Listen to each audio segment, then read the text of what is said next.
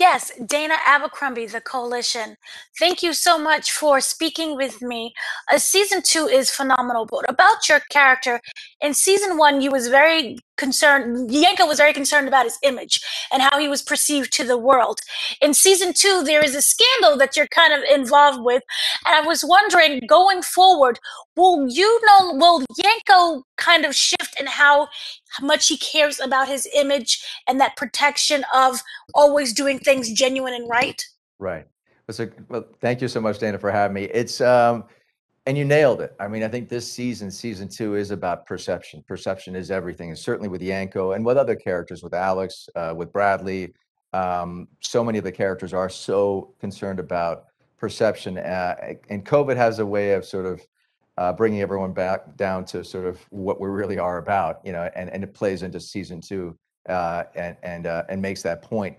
But you're absolutely right. Perception for Yanko has been an issue, certainly in the first season with respect to his relationship with Claire.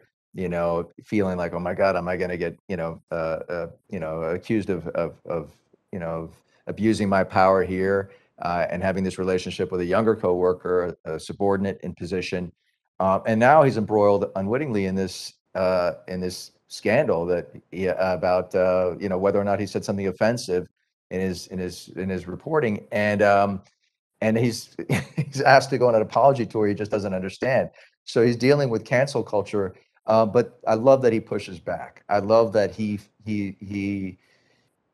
stands his ground to a certain extent and says, you know what, I can't. I'll do some kind of apology, but once is enough. And it's a real comment on the life, what we're living today, and this notion that we're having to apologize. Many people, some for things, yes, that they do that are egregious, and other things that you're like, why did that person have to apologize for that? It makes no sense whatsoever. And we've empowered, sort of anonymous people who are anonymously writing things behind a keyboard, with power that is very dangerous.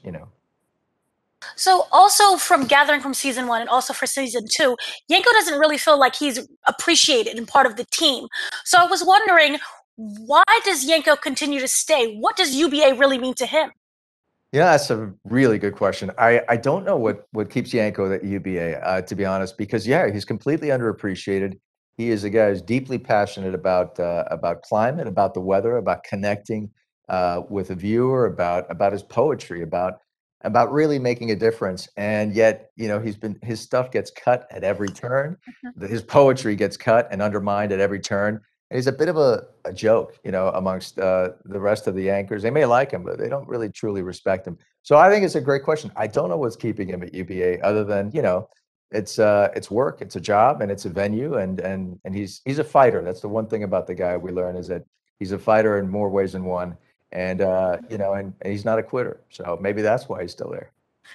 And lastly, if Yanko never worked at UBA, would he subscribe to UBA Plus?